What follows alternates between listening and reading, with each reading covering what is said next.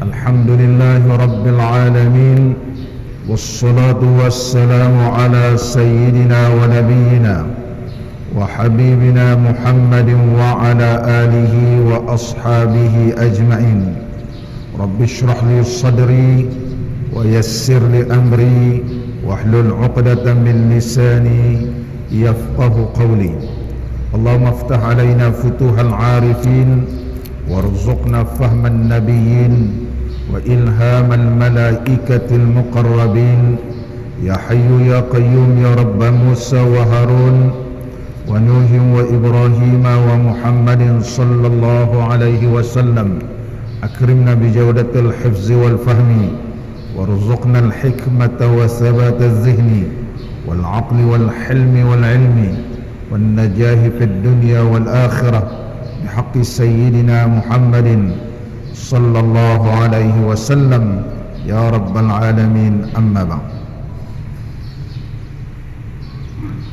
Alhamdulillah, syukur kita kehadrat Allah Subhanahu wa taala dapat kita sama-sama pada pagi ini berada di dalam majlis ilmu mempelajari sebuah kitab Risalatu Tazkiril Murid fi Suluki Tariqatil Muhtadin, karangan Syekh Hasanuddin Ibnu Muhammad Ma'sum Abi Bakar rahimallahu ta'ala rahmatan wasi'ah. Qala al-musannifu rahimahullah bilumihi fi ad-dar.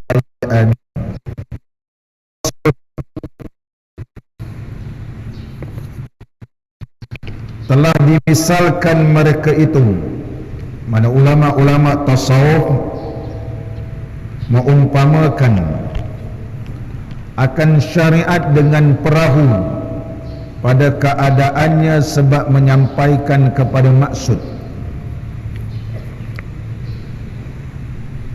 dan dimisalkan akan tariqah dengan laut pada keadaannya tempat bagi maksud, dan dimisalkan akan hakikat dengan mutiara pada mengambil manfaat dengan dia.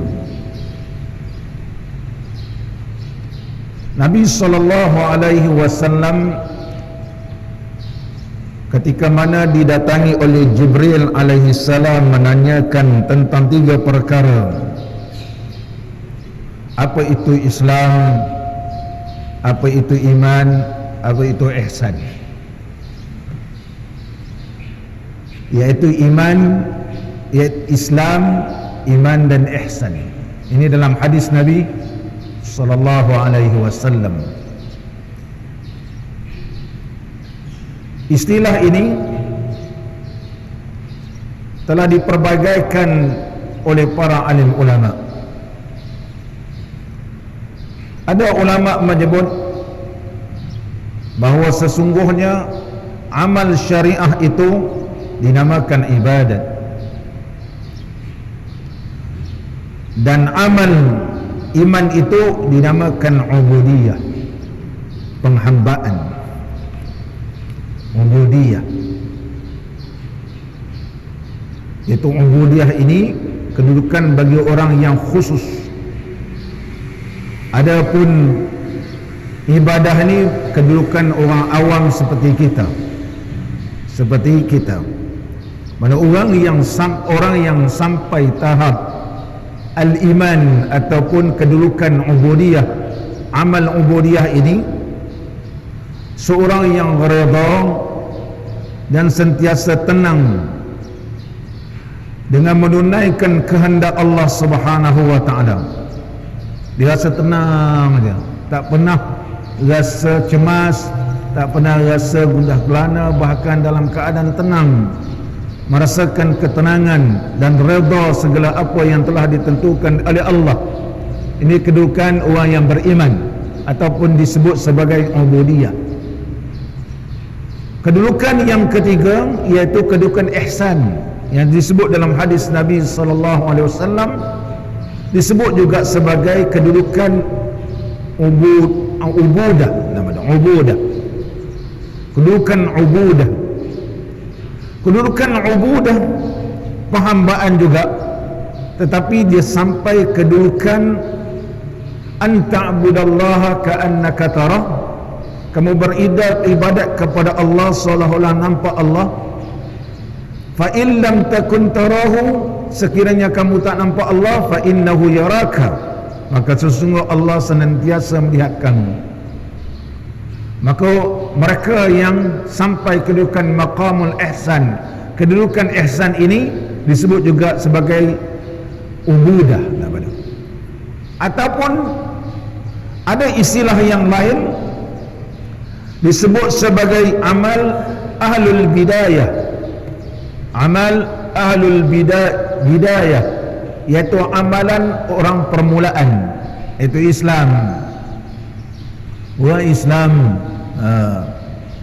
Orang yang mengucap 2 kalimat syahadah, menunaikan solat, puasa, zakat, haji, bagi mereka yang mampu ini dinamakan amal bidayah, permulaan. Amal iman juga disebut sebagai amal ahlul wasat, iaitu amalan ahli pertengahan, tetapi belum sampai kedudukan ihsan lagi. Maqam ihsan disebut juga sebagai amal ahli nihayah.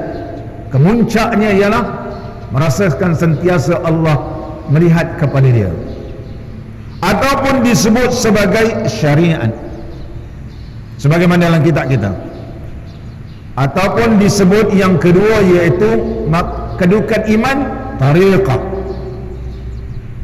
Kedudukan ihsan dinamakan hakikat. Istilah ini ialah dipetik daripada hadis Nabi SAW, tetapi nama berbeza-beza. Hakikatnya sama. Boleh juga disebut kedudukan syariat. Apa itu syariat? Syariat ialah an ta'budahu, bahawa engkau beribadat kepadanya. Apa itu tariqah? An yaqsidahu, bahawa kamu memaksudkan akannya, menghendaki. Apa itu hakikat? Hakikat an tashhadahu, bahawa sesungguhnya kamu menyaksikannya. Menyaksikannya. Syariat ialah mereka yang kedudukan syariat macam kita ni, mengucap 2 kalimat syahadah, semayang, puasa, zakat dan seterusnya, ialah li islahiz zawahir, hanya memperbetulkan secara zahir. Kalau semayang berdiri betul begini, angkat takbir begini, baca Fatihah begini, tajwidnya begini, rukuknya begini, bacaan dalam rukuk begini, cukup dia jaga zahir. Ni orang syariat. Adapun mereka yang naik kedudukan yang kedua, iaitu tariqah li islahi dhamair, iaitu memperbaiki, mengislahkan, membaikkan hati. Bila semayang Allahu Akbar, hanya Allah yang Maha Besar, menghayati bacaan ketika mana di dalam semayang, bukan sekadar menekankan dari sudut ilmu tajwid, tetapi memahami bacaan dalam semayang, merasakan kehebatan Allah, merasakan kebesaran Allah, memperbaikikan hati ini daripada sifat-sifat yang tidak baik, merasakan dengan keagungan Allah, sehingga lunturlah perasaan dan sifat-sifat yang tercela pada dirinya. Allahu Akbar, Allahu Akbar, maka luntur semua sifat-sifat mazmumah. Yang tinggallah sifat yang terpuji, hanya memuji Allah, berzikir menyebut nama Allah, hanya sentiasa berdoa supaya dirahmati oleh Allah, supaya diradai oleh Allah. Ini dinamakan amal tariqah, nama dia amal tariqah. Adapun kedudukan yang ketiga, yaitu amal haqiqah. Namanya haqiqah. Amal haqiqah ini li islahil sarair, yaitu membersihkan ruh. Ruh ini sentiasa dibersihkan dan digilap, sehingga ruh ini hanya terpandang kepada jalalullah, hanya terpandang kepada jamalullah. Ruh ini sentiasa tenang. Ala bi zikrillahi tatma'innul qulub. Apakah tidak dengan zikir itu menenangkan hati? Macam mana dia boleh tenang? Kerana ruh dia baik. Bagaimana ia merasakan khusyuk? Sebab ruh ini sudah naik kedudukannya, naik kepada kedudukan ruh, yaitu mutmainnah, nafsu mutmainnah. Naik kepada nafsu ruh dia ini kepada mardiyah, naik kepada radiyah, mardiyah dan kamilah, ataupun disebut maqamul ihsan. Maqamul ihsan. Ada sebagian ulama memberi contoh bahawa sesungguhnya syariat ini diumpamakan seperti sapinah. Sapinah ini adalah dipetik di dalam kitab Kifayatul Atqiya wa Minhajil Asfiya. Beliau menyebut, Syekh menyebut, inna tariqa syari'atun wa tariqatun. Sesungguhnya jalan menuju kepada Allah ini, dia ada syariat. Dia kena ikut step ni. Syariat, iaitu Islam. Dia tidak boleh langkau terus jadi hakikat. Dia ni kata wali tapi tak semayang, syaitan. Tu wali syaitan. Kita pergi tengok tausyih, orang kata ini wali Allah, mayang pun tidak, puasa pun tidak, pakai seluar pendek, isyarat begitu. Wali syaitan. Bukan waliullah. Waliullah ini mesti melalui peringkat syariah, mesti melalui peringkat tariqah iman, barulah sampai kepada hakikat, sampai kepada hakikat. Oleh sebab itu Syekh menyebut inna tariqa syari'atun wa tariqatun.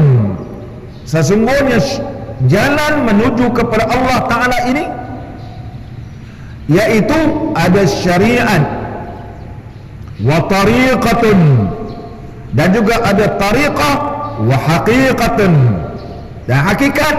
Fasma' laha masalan, maka hendaklah kamu dengar contohnya. Maka disebutlah contoh apa itu syariat, apa itu hakikat, dan apa itu tariqah, dan apa itu hakikat. Hakikat muslimin dan muslimat yang dirahmati oleh Allah Ta'ala. Maka diumpamakan syariat ini ialah seperti sebuah kapal. Jadi mutiara ini ada di dalam laut. Macam mana kita nak pergi ambil mutiara? Mutiara itu umpama hakikat. Apakah kita ini terus terjun ataupun terbang terus masuk, sedangkan dia berada di tengah-tengah laut? Mestilah kita ada kapal nak sampai ke tengah laut. Maka jalan nak sampai tengah-tengah laut ni, itu syariat. Diumpamakan seperti sapinatun, itu seperti kapal. Mutiara ini dia dalam laut, mesti ada laut. Laut itu diumpamakan jalan nak pergi ke dia. Ada perkara yang boleh kita berjalan. Kereta adalah syariat, jalan raya adalah tariqah, gitu. Sapinah kapal itu adalah syariat, laut itu ialah tariqah. Kemudian kita menyelam ke dalam laut dan mengambil mutiara itu dinamakan haqiqah. Dinamakan haqiqah. Sebagaimana disebut dalam matan Atqiya, iaitu Hidayatul Azkiya, menyebut man rama durran lis-safinati yarkabu yahusu bahran summa dara hasala. Man rama durran, barang siapa yang nak menuntut mutiara, lis-safinati yarkabu, maka hendaklah dia naik kapal. Kena naik kapal. Yahusu bahran, kemudian dia pun menyelam, mengambil di dalam laut. Summa durran hasala, kemudian barulah kamu dapat mutiara. Maka berdasarkan kata-kata ulama ini, mesti mengikut peringkat ada syariat orang tu orang Islam. Kemudian mestilah melalui tariqah beriman, barulah sampai kepada tahap yang dinamakan tahap hakikat. Muslimin dan muslimat yang dirahmati oleh Allah. Sama balik kita.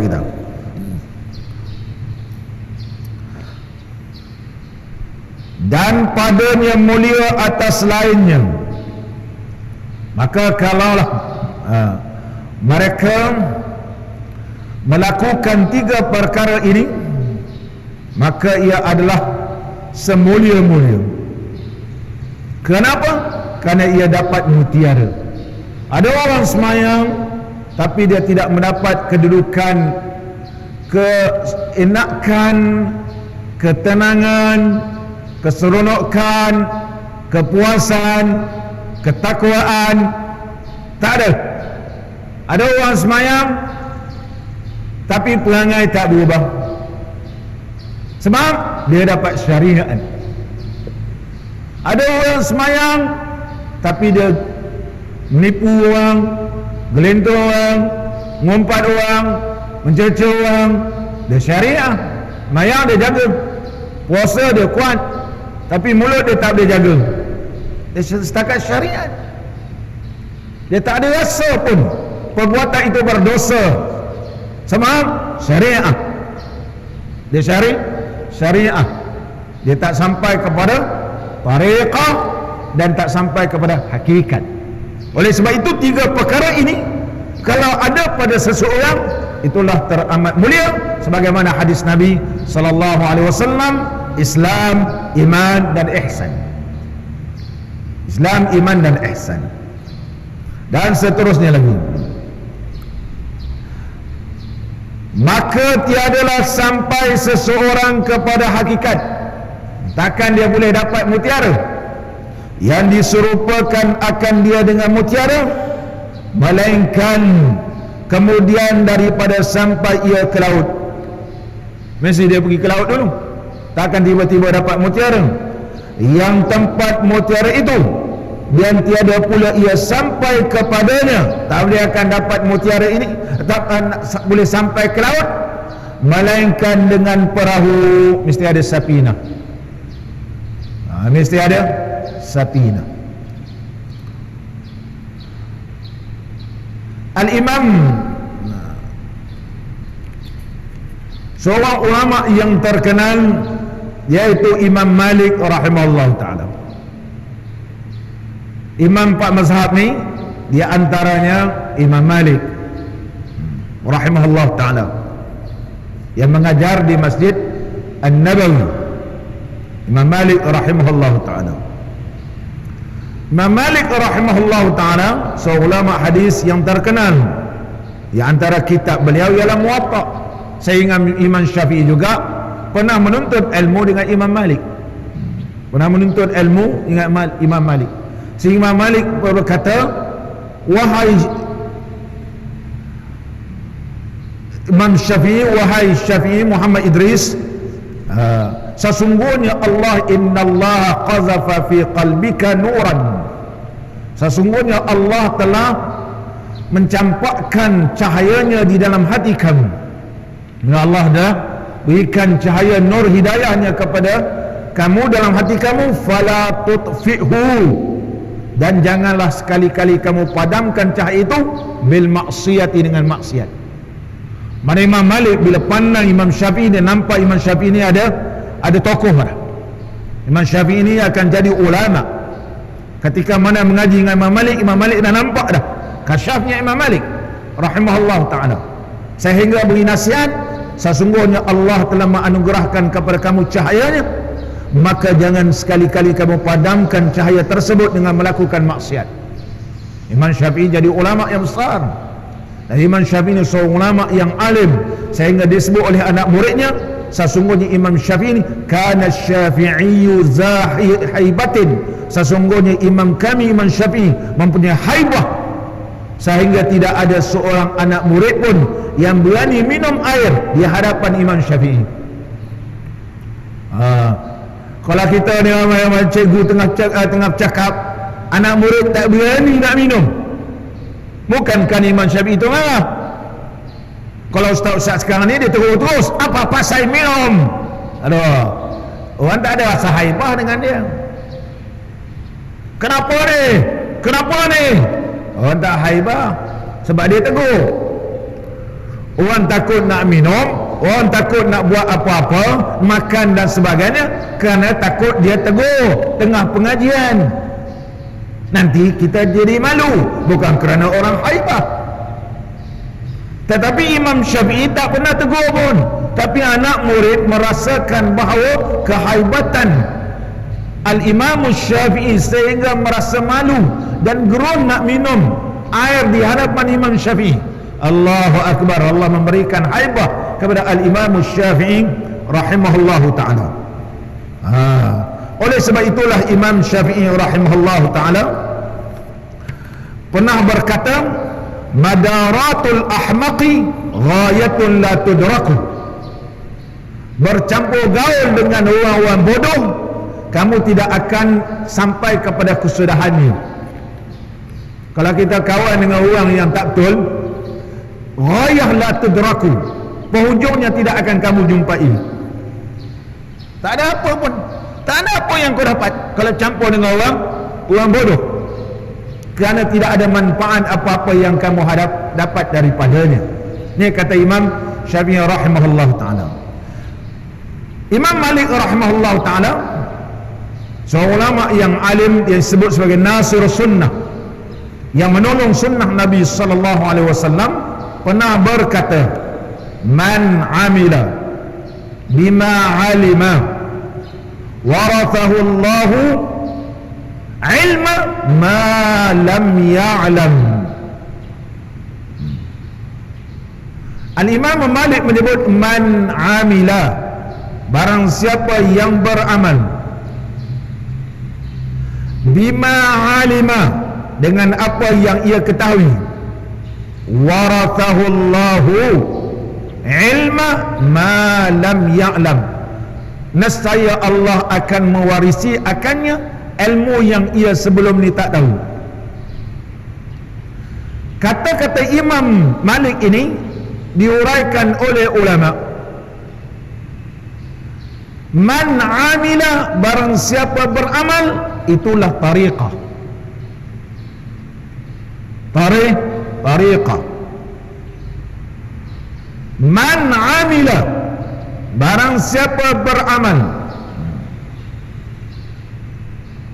bima alima, dengan apa yang ia tahu, itu syariat. Jadi kita tahu semayang tak cukup dengan tahu semayang, tahu rukunnya, tahu macam-macam kita tahu. Bahas lebih lain lagi alim daripada orang alim, tapi tak semayang, tapi tak puasa. Alim dan ilmu tajwid, oh macam-macam, qiraat pun tahu, Quran pun tak baca. Ada ilmu tapi tak amal. Dia syariat tapi amilah, tariqat tak ada. Bila dia ada amilah, itu tariqah. Alimah yang dia tahu, itu syariat. Bila dua perkara ini dilakukan, awrathahu Allahu, maka Allah mewarisikan akannya ilma ma lam ya'lam, maka Allah akan berikan, wariskan ilmu yang sebelum ini dia pun tak pernah pelajari, dapat daripada anugerah Allah. Itulah dinamakan hakikat. Itulah dinamakan hakikat. Ilmu ni tak dipelajari, tak ada dalam kitab, tak ada. Contohnya macam mana Pak Cik boleh baca Quran daripada pagi sampai malam, lepas subuh ni, lepas semayang dia boleh baca sampai berjuzuk-juzuk. Yang kita ni tak boleh baca panjang, teringat nak makan roti canai je. Baru baca Quran, teringat nak makan roti canai, teringat nak jumpa kawan, panas punggung, tak boleh duduk lama. Tapi kalau duduk makan roti canai, sembang-sembang dengan kawan, sejuk punggung. Dia rasa lazat bersembang daripada lazat membaca kalamullah. Nampak? Maknanya kategori kita semua ni belum sampai hakikat. Bahawa Allah tidak lagi berikan kepada kita ni satu ilmu, yang ilmu itu dianugerahkan oleh Allah.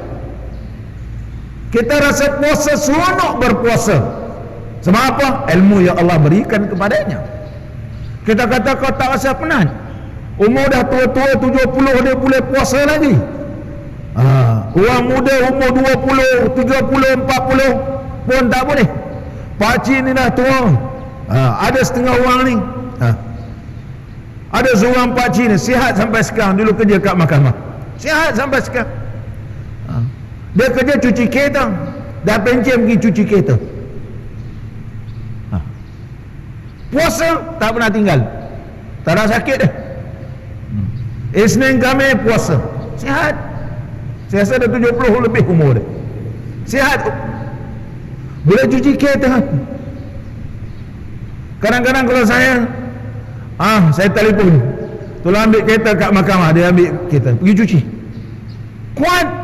Sebab dia sudah rasa lazat sejak daripada kecil, sejak daripada muda memang puasa. Kalau tak puasa badan tak sihat, kalau puasa badan semakin sihat. Sebab Allah telah memberikan kepada dia ilmu yang tidak boleh diwarisi. Contohnya seorang ni memang kuat semayang sunat, kalau dia tak semayang sunat, hari ni rasa macam nak demam. Tapi kalau dia dapat semayang tahajud, badan dia jadi sihat. Ilmu yang Allah beri. Ada orang pandai cakap kelebihan semayang ni, kelebihan puasa, kelebihan zikir, yang amal zikir ini, amal zikir, dia cakap pun dia tak dapat apa pun. Hafallah ini, hafal ni, ini di mulut, belum tentu. Tapi ada orang ni, orang tua-tua dia tak amal banyak, amalnya ialah ayat sekian, tapi istiqamah. Kalau tak baca hari ini, tengah hari ini rasa macam lemah dia, rupanya amalan harian tidak dibaca. Dia tak ada baca surah apa pun, surah Yasin je. Hari-hari lepas subuh baca surah Yasin, baca surah Yasin, lepas subuh baca surah Yasin, lepas asar pun dia surah Yasin. Orang kata surah Waqiah, dia biasa surah Yasin. Malam kalau nak tidur pun surah Yasin. Kalau satu hari 3 kali tak baca surah Yasin, dia rasa macam tak sempurna, tak apa sihat. Itu nur, satu ilmu yang Allah berikan kepada dia. Sebab apa? Dia tak ada ilmu, kemudian dia amal sampailah hakikat. Ini yang disebut oleh Imam Malik rahimahullahu ta'ala. Kita sambung balik kita. Qala al-musannif rahimahullah rahmatan wasi'ah. Maknanya barang siapa menghendaki akan hakikat. Siapa nak dapat hakikat ni? Bukan hakikat cerita ulama-ulama tarikat yang sesat. Ramai dalam di negara kita ni hakikat, masjid pun tak pernah datang. Mengajar hakikat sambil baca kitab Isyak Rukuk, hakikat apa?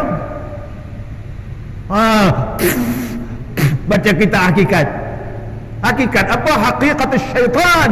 Tu hakikat syaitan nama dia. Ceritalah macam-macam, anfus, tanafus. Kadang-kadang baca pun tak betul, baca tanafas itu fi'il madhi, tanafasa, yatanafasu, tanafusan. Tanafasa maksud lain. Baca buku Hakikat Insan, tak betul, jadi sesat. Sebab istilah tak betul. Anfas ialah terlampau memberi maksud yang amat berharga. Anfasu, nafis, yang berharga. Dia cerita bab nafas, dia sebut ampas, jadi hampas terus. Tanafas, tanafasa ya tanafasu, maksud lain. Nampak ni? Ni kesan orang ni tidak ada ilmu syariat, nak mengajar hakikat, gunakan istilah-istilah yang pelik. Nampak ni? Ini kesan daripada tak ada syariat. Sabut ampas, kita kata anfasu bermakna nafisun, iaitu sesuatu yang teramat berharga. Itu anfas, bukan anfas keluar di sebelah hidung kiri. Dari mana? Di muara Sungai Duyung ada 2 jilid mengajar ilmu hakikat. Ada 2 jilid. Dekat saya ada 2 jilid. Semua istilah semua tak betul. Hakikat. Dulu rajin mengaji, rajin pergi surau, mengaji dengan ustaz ni, jumpa hamba Allah ni, mengaji hakikat, tak datang surau. Hakikat apa benda ni? Sebab tak ikut syariat. Dia tidak akan terus kepada hakikat kalau tidak melalui syariat. Ini perlu jaga. Untuk menjadi syekh, guru yang mengajar kita, mestilah orang ni alim syariat. Seperti Imam Malik, alim syariat. Imam Syafi'i, alim syariat. Imam Abu Hanifah, alim syariat. Imam Ahmad bin Hanbal, alim syariat. Oleh sebab itu Tuan Syekh menyebut, barang siapa menghendaki akan hakikat, maka hendaklah bersifat ia dengan syariat. Mesti syariat dulu dan tariqah, kerana tiada sampai seorang kepada hakikat melainkan kemudian daripada bersifat ia dengan keduanya. Nampak ni? Takkan sampai kepada hakikat melainkan ia melalui syariat dan juga tariqah. Syariat dan tariqah. Maka yang 3 ini berlazim-lazim ia dengan tertib, saling lazim melazimi. 3 perkara ni mesti: syariat, tariqah, hakikat. Tak boleh terlengkap. Tak boleh syariat saja, dia ada ilmu tapi tidak beramal. Ada amal, beramal, alhamdulillah, dia sudah amalannya begitu banyak, tapi tak ada syariat, tak ada ilmu. Dia rajin sembahyang sunat, tapi dia pun tak ada ilmu tentang sembahyang sunat. Macam mana nak sembahyang sunat? Nak sembahyang sunat tasbih, ada contohnya. Dia rajin sembahyang sunat, dia tak tahu macam mana bacaan di dalam sembahyang. Nampak ni? Ada sembahyang sunat, macam mana cara sujud, apakah syarat-syarat sah sujud, macam mana bacaannya. Dia tak ada ilmu, dia amal pun tak manfaat. Nak langkau terus hakikat, tak melalui syariat, tariqah pun tak boleh pakai juga. Maka 3 ini salim lazim malazimi, dia kata, berpaut daripada satu kepada satu yang lain. Dia sambung, dia kata,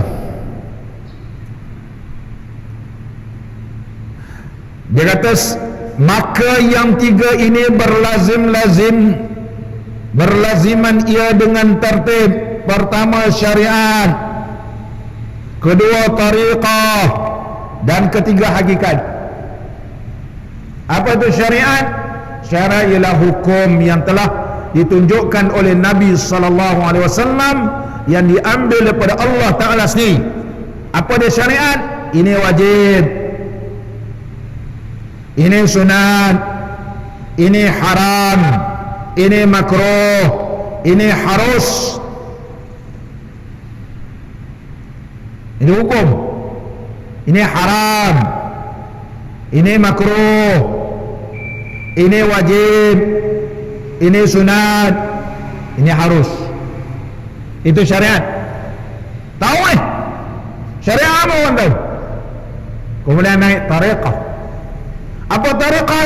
Al-amalu bil wajib. Sekadar tahu yang wajib, tak mempraktikkan wajib itu, tak ada tariqah. Tahu yang haram, tak meninggalkan yang haram itu, tak ada tariqah. Dia tahu ni haram, dia balun habis. Dia tahu benda ni haram, itulah yang paling banyak dibicarakan. Benda yang haram, itulah yang dipertuturkan, itulah yang sentiasa dicakap-cakapkan. Dia tak ada tariqah. Bukan tariqat tu pergi berzikir, goyang sana goyang sini. Itu tariqat zikir. Dia beza tak ilmu tasawuf dengan tarikat. Ni pergi tarikat zikir Allah Allah Allah Allah, tapi tak beramal. Benda yang haram masih lagi kamu lakukan. Kamu kuat mengumpat, kamu suka mencaci orang, selalu mempelekehkan orang, selalu memendah-rendahkan orang. Apa ni? Tariqah dia sudut zikir, tapi tariqah menuju kepada Allah kamu tidak amalkan. Zikir kamu tidak memberi manfaat apa-apa. At-tariqah al-amalu bil wajibat. At-tariqah al-amalu bil yaitu beramal dengan bil mandubat. Tariqah al-amalu yani at-tarku lil manhiyat. Orang tariqat ini ialah meninggalkan segala yang dilarangkan oleh Allah. Dia membersihkan daripada sifat-sifat yang tercela di dalam dirinya dan memperhiaskan dengan sifat-sifat yang terpuji. Maka orang ini dinamakan tariqah. Adapun hakikat iaitu syuhudul asma was sifat wa syuhudul zat, iaitu hanya terpandang kepada nama-nama Allah, terpandang kepada sifat-sifat kebesaran Allah. Tidak memadai belajar sifat 20 wujud qidam baqa. Begitu petahnya membicarakan ilmu tauhid, tahu semua. Cerita bab ilmu tauhid ni sampai tengah-tengah buat leher. Nak mempertahani ni kalam. Apa itu kalam nafsi, apa itu kalam nafsani, apa itu kalam masdari. Bicara bab kalam tapi tak beramal dengan kalam. Orang banyak berbicara sebab itu ilmu tauhid ini nama ilmu kalam. Ada ulama berijtihad, ini kalam lafzi, ini kalam nafsi, ini nama kalam nafsani, ini nama dia kalam masdari. Ini istilah ulama ni, bukan jumhur. Bicara rata-rata dan sekarang ni bicara bab kalam ni paling payah nak faham. Tak ada payah faham. Kalamullah, Allah bersifat dengan sifat kalam. Apa tanda kamu beriman Allah bersifat kalam? Maka berhati-hatilah setiap perkataan kamu, setiap perbuatan kamu, sebab Allah boleh berfirman. Allah kata, wahai malaikatku, tuliskanlah apa yang disebut. Wahai malaikatku, persaksikanlah bahawa hambaku ini hamba yang ku berikan keampunan kepadanya. Itu orang beriman sifat kalam. Dia bangun di tengah malam sebab dia beriman Allah berfirman, ala min mustaghfirin, mana dia orang yang minta ampun padaku, nescaya ku akan ampunkan. Wahai para malaikatku, bersaksikanlah bahawa hambaku ini telah ku ampunkan, hambaku ini telah ku redakan. Itu orang beriman sifat kalam Allah. Di tengah malam bermunajat kepada Allah, di tengah malam ianya membaca Quran, di tengah malam ia memohon keampunan kepada Allah, memohon redha Allah. Ini orang beriman sifat kalam. Bukan cerita bab kalam nafsi, kalam nafsani, kalam masdari, ma yanfa'ata. Tak ada memberi manfaat sampai tegang-tegang buat leher. Tapi bukan mengajakkan kita takut kepada Allah, merasakan kebesaran Allah, kehebatan Allah, bertelagah di sudut istilah kalam nafsi, kalam nafsani, kalam masdari. Ini tak betul. Tak betul. Tapi orang yang sampai hakikat ini beriman dengan kalam Allah. Di antara kalam yang Allah wahyukan ialah Al-Quran. Maka beriman dengan kalam Allah sentiasa mendampingi dengan kalam Allah, iaitu membaca Quran. Kalau kita mengaji kitab macam-macam ilmu tauhid, Quran kita sampingkan. Satu hari pun tak pernah baca Quran, bicara bab kalam-kalam bertahun-tahun, tapi tak pegang Quran, tak menghafal Quran, tidak menghayati Quran, tak ada faedah bicara bab kalam. Tak ada faedah gitu. Muslimin dan muslimat yang dirahmati oleh Allah. Oleh sebab itu ulama menyebut mereka yang sampai hakikat syuhudul asma'. Apa nama-nama Allah? Nas'aluka ya man huwallah. Mula-mula sekali kita mohon, kami memohon kepada Engkau ya Allah. Nas'aluka ya man. Nas'aluka, kami memohon akan Engkau. Siapa dia? Nas'aluka ya man huwallah. Siapa Engkau tu? Huwallah. Nas'aluka ya man huwallahu alladhi la ilaha illahu, yang tidak ada Tuhan melainkan Allah Ar-Rahman. Nampak ni? Kita hanya terpandang, memandang bukan setiap pandang dari sudut akal. Pandang mata hati ini, Allah la Rahman, Allah la Rahim, Allah la Karim, Allah la Jabbar, Allah la Qahar, Allah la Jalal, Allah la Mani, Allah la Bar, Allah la macam-macam. Syuhud ni hakikat. Sentiasa lidah ini basah menyebut nama Allah. Nama Allah Asmaul Husna adalah di antara nama-nama Allah yang dia sentiasa sebut. Bukan sebut nama pelakon ini, nama artis ni, nama drama ni, hari ni drama apa, hari ni siri ke berapa, apa dia jadi, mak mentua dia macam mana, mak bapak mentua dia macam mana, menantu dia macam mana, suami dia macam mana. Cerita drama. Mak mentua dia macam mana, mak menantu dia macam mana, suami dia macam mana. Allahu Akbar. Hari-hari cerita bab menantu, cerita drama menantu, suami, bab mentua lah apa semua ni. Hari-hari cerita bab nama-nama orang ni. Kita meminggirkan nama Allah, mengenepikan menyebut nama Allah, tak sampai hakikat. Tak sampai hakikat. Syuhudul was sifat, sifat-sifat Allah, sifat ia di antara qudrah, iradah, ilmu. Allahu Akbar. Allah yang bersifat ilmu, kita minta Allahumma zidni ilma. Ya Allah, pertambahkanlah ilmu kepadaku, ilmu ma'rifah, ilmu mengenalmu ya Allah, ilmu aku kenalmu, ilmu yang mana aku bertambah yakin kepadamu ya Allah. Ini syuhud. Wa syuhudu asraril Quran, dan sentiasa memandang kepada rahsia-rahsia Quran, dan memandang pada rahsia. Sebab apa Allah larang jangan buat benda ni? Kena dapat rahsianya. Sebab apa benda ni harus Allah berikan ilmu kepada kita. Allah Subhanahu wa taala berikan asrarul ghaibiyat. Semua ini tidak perlu diusahakan, melainkan disebabkan kesungguhan beramal, maka Allah anugerah kepada dia. Allah anugerah. Ini syar'i, iaitu hakikat. Sama balik kita kata. Qala al-musannifu rahimahullah.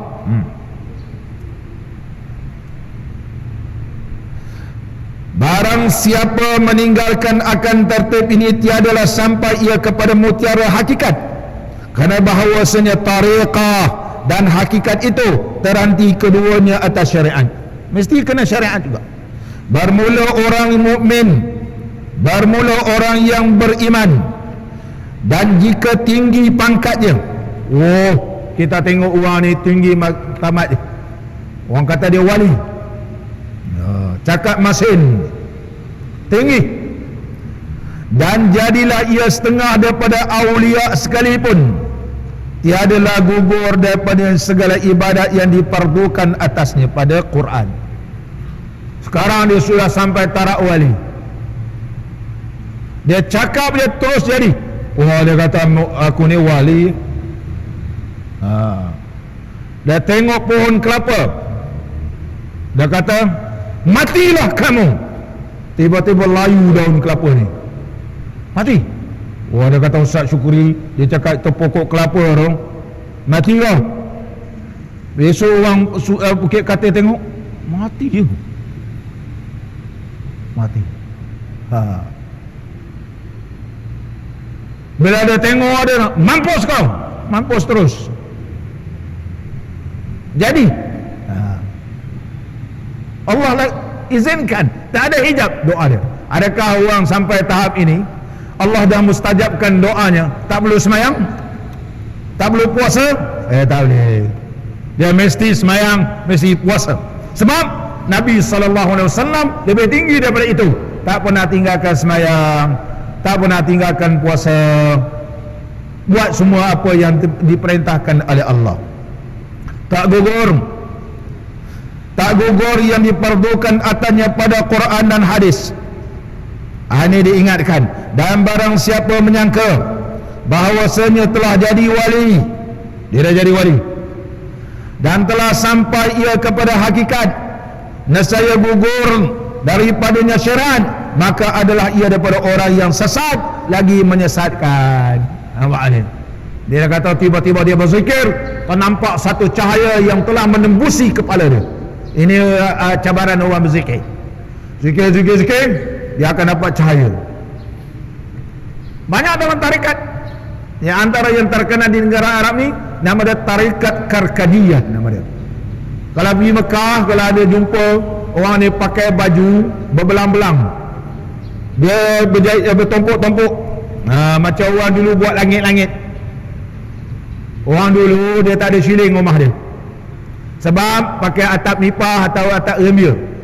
Bila hari raya, jadi apa nak tutupkan atap ni, iaitu langit-langit nama dia. Dia mesti ingat tu. Ambil perca kain, jahit, ada merah, ada kuning, ada apa semua. Kalau nak pergilah kedai jahit, nak minta perca kain, beli satu buli. Terlambat sikit sudah habis. Balik rumah jahit sukat atap. Sebab rumah kita atap nipah, rumah kita atap rembia, orang datang nak hari raya, buatlah langit-langit. Nama dia langit-langit. Buat langit-langit. Tarikat Karkadiyah ni baju dia begitu lah, macam langit-langit tu, tumpuk sana. Mereka ni bila berzikir, dia akan dapat cahaya. Ni paling masyhur di Morocco sekarang, Karkadiyah. Kalau zikir tak dapat cahaya lagi, belum sampai. Ini jadi masalah. Kalau zikir kena dapat cahaya, dia takut tertipu. Zikir nampak cahaya menembusi. Ya Jeffrey, sudah sampai taraf kamu ini, sudah naik martabatmu. Cakap pada Ismail, aku dah dapat dah. Ismail kata aku zikir tak dapat cahaya lagi. Bukan cahaya itu yang penting, tetapi hakikatnya merasakan kelazatan, keseronokan, dan tidak meninggalkan syariat. Kalau tinggal syariat, tak betul. Lagi tiada beragama, kerana tiada gugur ibadat daripada para Nabi alaihimussalatu wassalam.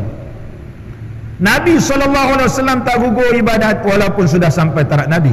Betapakah gugurnya daripada wali? Macam mana pula wali tak semayang? Nabi SAW semayang. Dia kata saya semayang naik basikal tadi, saya tadi naik motor tengah semayang. Hasan Mak Limau. Hasan ni sebenarnya dia tanam buah limau. Orang Kelantan, Hasan Mak Limau. Dia tanam limau. Dia membawa satu ajaran, yang mana ajaran Hasan Mak Limau ni, sehingga orang sebut Hasan Mak, dia bukan harimau, limau sebenarnya. Jadi tak termasuk sama limau orang sebut. Dan anak murid dia ramai, termasuklah Ayatin, termasuklah Guru Yaya. Guru Yaya ni dia berhijrah ke Bido, tempat saya. Betul-betul dekat dengan Taman Seri Bido. Depan dengan Masjid Bido tu, belah depan tu ada satu taman. Dia zikir, gegar rumah. Ke apa? Ayah saya termasuklah di antara orang yang ketika itu arwah ayah yang membuat siasatan. Guru Yaya itu, semua orang buat cerita Guru Yaya. Ini sehingga tak semayang, tak apa semua. Sehingga ho ho ho ho ho ho ho ho ho.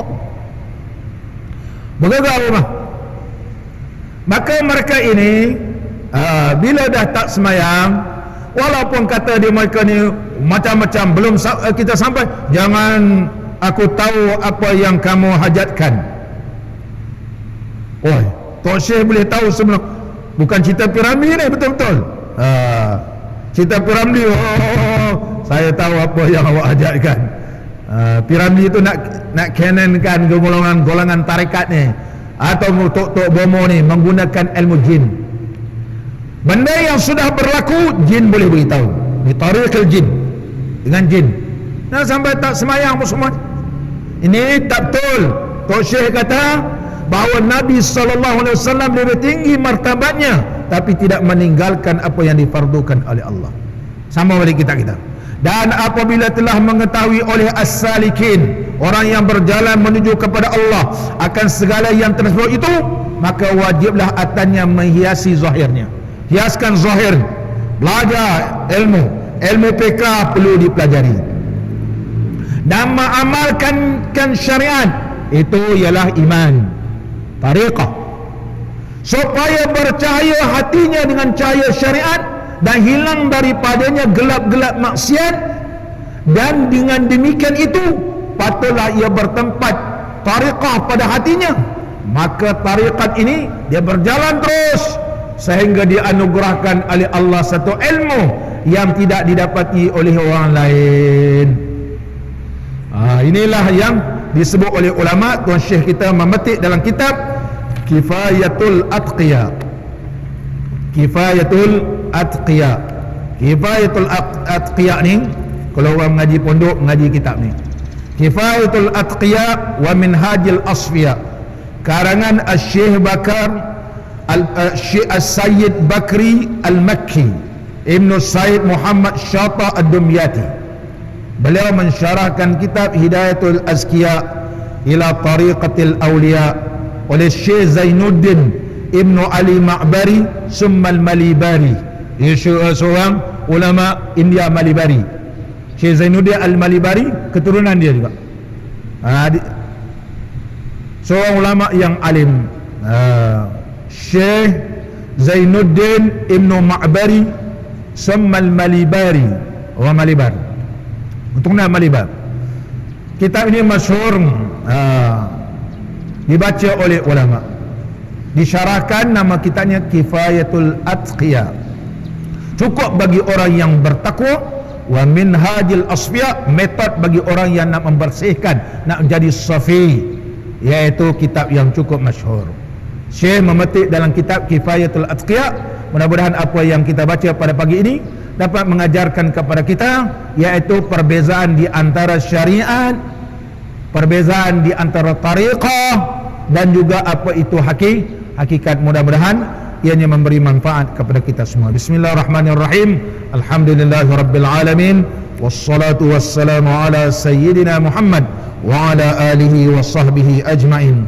Allahumma ja'al jam'ana hadha jam'an marhuma, wa tafarruqana min ba'dihi tafarruqan ma'suma, wa la taj'al fina wa la ma'na wa la man yatba'una syaqiyyan wa la mahruman wa la matruda. Rabbana atina fid dunya hasanah wa fil akhirati hasanah wa qina adzaban nar. Wa sallallahu ala sayyidina Muhammad wa ala alihi wa sahbihi wa baraka wa sallam. Alhamdulillahi rabbil alamin.